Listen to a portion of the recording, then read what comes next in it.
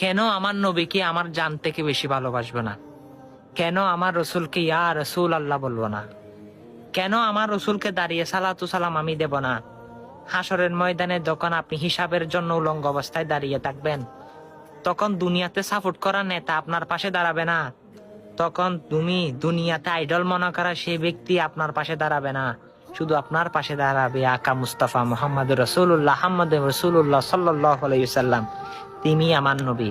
হ্যাঁ, তিনি আমার সাফাইয়াতের জন্য আল্লাহর দরবারে ইয়া হাবলি উম্মতি উম্মতি করবে। তাকে তো আমি ইয়া রাসূলুল্লাহ বলবো। সে ইয়া রাসূলুল্লাহ বলতে বলতে যদি জানো চলে যায়, আলহামদুলিল্লাহ, সেটাতে আমি খুশি।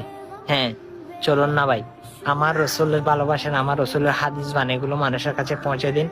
সেই রসুলের সুন্নত অনুযায়ী চলার চেষ্টা করুন।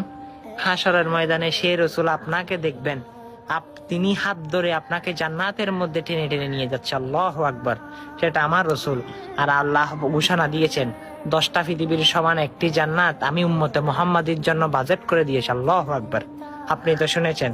এই বার্তাটা না হয় সকল মানুষকে দিয়ে জান্নাতের কথাটা সকলকে খুশি করে দেন। আমিন।